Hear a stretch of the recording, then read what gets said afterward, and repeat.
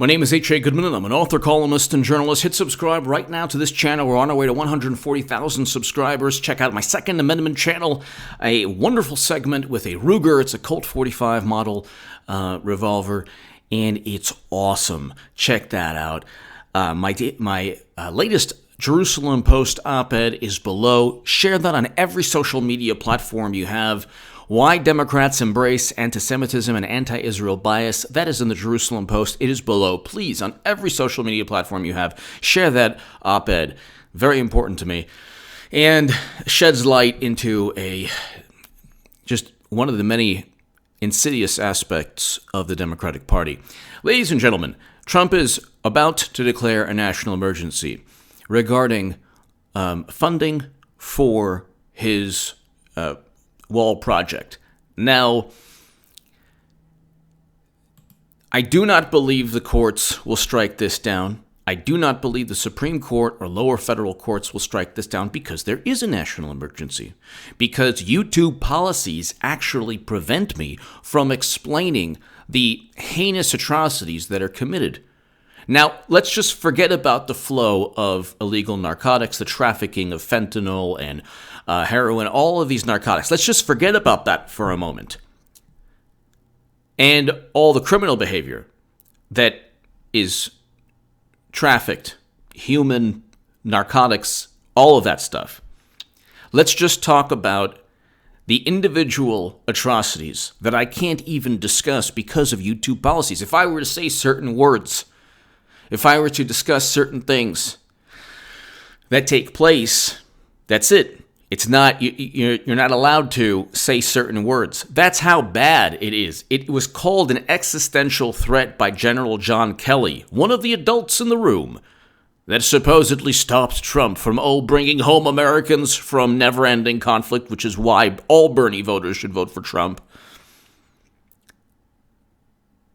Let's just focus on this. There is an existential dilemma when you talk about the flow of criminal behavior to and from. It also would help Mexico, by the way. You never really think about, people don't think about it from that end of the spectrum because there actually is crime flowing from America to Mexico also, that's one aspect that is completely overlooked. But forget about that. If you read a Charles Bowden book. Charles Bowden is like a national treasure. He talks about what all the atrocities that have been taking place at that location. But here, how congressional Democrats could fight a Trump wall national emergency declaration. They can't really. Trump's national emergency would please his base, but put GOP senators on the spot. No, they wouldn't. GOP senators want Trump to do the dirty work. So the courts wouldn't own what General Kelly, in a Defense One article in 2014, when President Obama, the greatest president of our lifetime, not Trump is the greatest president of my lifetime, easily would debate anyone on that. What, prison reform legislation? Not under Obama, under Trump. Bringing home Americans from conflict, the beginning of peace between North and South Korea? All under Trump. A great economy, 5.1 million jobs created, as opposed to 8.9 million in 8 years. With 2 years, 5.1 million jobs created with Trump. Record low black and Latino unemployment with Trump. So tell me again how he's this horrible monster ogre. Anyway, they can't, a federal court, the Supreme Court, is not going to own this. Different from a travel ban. A travel ban, in terms of law, he probably overstretched his boundaries, even though there could be national security concerns associated with that he cited correctly. But there's no doubt that there are national security concerns. Even General John Kelly stated that in 2014. He has access to Department of Defense unobligated funds and Department of Defense construction project funds. These are tens of billions of dollars. He theoretically could build the entire wall with the unobligated funds. So this is just money the Department of Defense and the Pentagon just has that it hasn't used. He can access that. But Democrats can't really do anything. They can raise legal questions. They can try to take him to court. But at the end of the day, National Emergencies Act of 1975, he can, and other presidents have declared national emergencies too. 31 national emergencies are still in force. So there's really nothing they can do.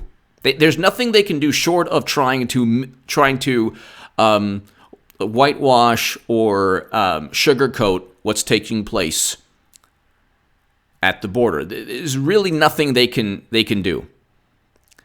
They're not going. The third issue is they're not going to get anything for their constituents. So he'll get his wall eventually. They'll try to stop it. I don't believe they'll be successful with that one. I don't think the courts will stop President Trump from declaring a national emergency, because it is a national emergency. Because he has a litany of atrocities, of criminal behavior, and this is the undocumented immigrant issue. Is like, that's another issue that I'm not even addressing, because I have friends who are dreamers. I want them to become citizens. I want a pathway to citizenship for undocumented immigrants. I do. I'm just talking about the pure national security issues regarding the trafficking of all different types of, whether it's human, whether it's narcotics, whether it's different types of crime. Okay, so that issue is an issue that needs to be addressed, and that issue would be addressed by a wall. They say, well, it's not going to work. Yeah, it will. Well, it comes through the ports of entry. So what does that even mean? So all of the hundreds of miles that have nothing there, you don't think that traffickers utilize that open space as well? Of course they do. If, let's say 60 to 70% come through ports of entry, then 30% come through other areas. And to think that ports of entry would be neglected when there's a wall, that's absurd.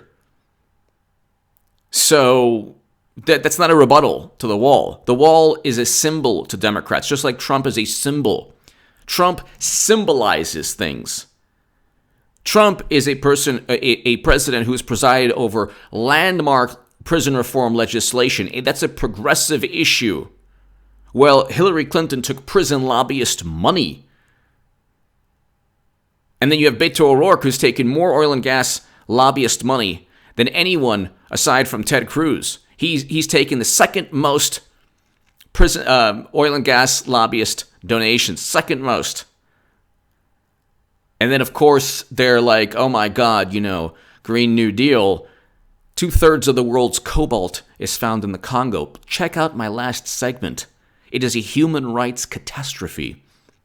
You have lithium in Latin America, in Bolivia and Argentina. That's the mining of lithium, the mining of cobalt, is an environmental disaster, a human rights disaster. You have 70% of the water in certain regions where they mine lithium being taken just to mine the lithium. Then you're talking about the waste seeping into water supplies. This is a huge issue. Huge issue. You're talking about underage workers in mines in the Congo. And for 200 years, the Congo has been exploited by Western countries for its minerals, for its natural resources. But now you have exploitation that is rooted in the notion that it's an existential threat. We're in a climate change. Well, you're not helping matters when cobalt is a key element of electric car batteries, and it's mined in the Congo. And you have children as young as 12 years old. And these cobalt mines are radioactive. There are other carcinogens.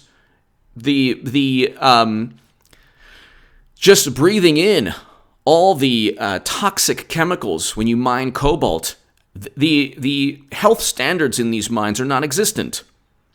So you have people literally giving their lives for your cell phone, for your iPad, and for your electric car. But OMG,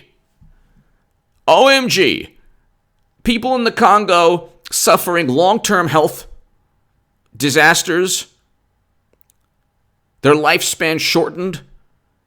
2/3 of the world's cobalt is in the Congo. So what are you doing to these African citizens, citizens of the Congo and Africa?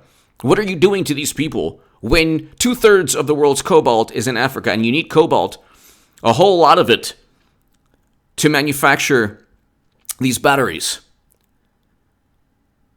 And you have workers working insane hours in horrible, stressful conditions, and they're getting paid hardly anything. And it's only going to get worse. Most people don't drive cars, electric cars. Majority of the country does not drive. In 10 years, she wants the majority of the country to drive electric, everything electric. And then you have lithium. Then you have other nickel and other toxic elements, minerals, where the mining and the extraction of these minerals cause major, major environmental problems with water supply. What was that? There's just tremendous issues. I spoke about this in my last segment. But this is the problem with the Democratic Party. They cheat Bernie Sanders. So they were never interested in any of his grandiose plans, especially bringing home Americans from conflict, which is why I loved Bernie. One of the biggest reasons I loved Bernie, and the biggest reason I love Trump. And they've morphed his quote unquote revolution, which was not really a revolution. It was more of a tiny little skirmish that was utterly obliterated by the media and by the Democratic Party and by even people who claim to be to the left of Bernie. Bernie Sanders, by the way, is now considered a sexist, misogynist, racist again, because he had the audacity to speak after Stacey Abrams. How does that hurt Stacey Abrams? It has nothing to do with Stacey. He just was on Facebook, or I didn't even, he wanted to speak right after. It's like, what? Like, this is madness. It has nothing to do, he didn't do anything wrong. But then again, if he wants to, the left has devoured its own for years and will continue to look the other way as Hillary Clinton refers to black youth as super predators and calls Mahatma Gandhi a gas station attendant and takes prison lobbyist donations and pushed for a crime bill. Oh, well, that's in the past. Well, tell that to Liam Neeson. If there's something in the past, someone's past, they are now branded as this huge problem to society, which is absolutely absurd and just meant to for political purposes. Liam Neeson did nothing wrong. If anything, he explained the dilemma of retribution and revenge. It doesn't work. Almost always never works. Actually, yeah, it never works. He talked about that. There's a teachable moment. There's a learning moment there. And he was defended by a great many black citizens in the UK on UK television for his honesty and for the antithesis of being a racist, because he realized, my God, what was I doing? Like, a racist doesn't do that. Racist people never realize. They just, constantly look at everything in terms of skin color or background. Kind of like the left. Anyway, the Wall is not racist. The Wall, President Trump is the antithesis of a racist president. And hit subscribe right now to this channel. Hit subscribe right this second to this channel. You definitely want to get the take of a person who was considered the biggest Bernie Sanders booster on the internet, according to the Huffington Post, the unofficial scribe of Sanders' most hardcore voters by the Washington Post, who now realizes how irrational, illogical, and utterly absurd Bernie Sanders, AOC, the left, the Democratic Party the Democratic Party has always been this way, but how they've all become. Whatever good Bernie Sanders had done, it's now dissolving into chaos, mayhem, turmoil, and an irrational hysteria among the left. It's like the French Revolution of the biggest imbeciles on the planet. It's the intellectual version of the French Revolution, where all the conspirators are the biggest imbeciles and, like, most ridiculous people on the planet, who are hypocrites, by the way, because they nominated an actual, if you want to talk about white supremacy, an actual person in Hillary Clinton who embodies all of that. Give me your thoughts below. Trump's going to declare a national emergency. There's really nothing they can do about it. Check out my Second Amendment channel. Check out my Jerusalem Post article, Why Democrats Embrace Anti-Semitism and Anti-Israel Bias. Thank you.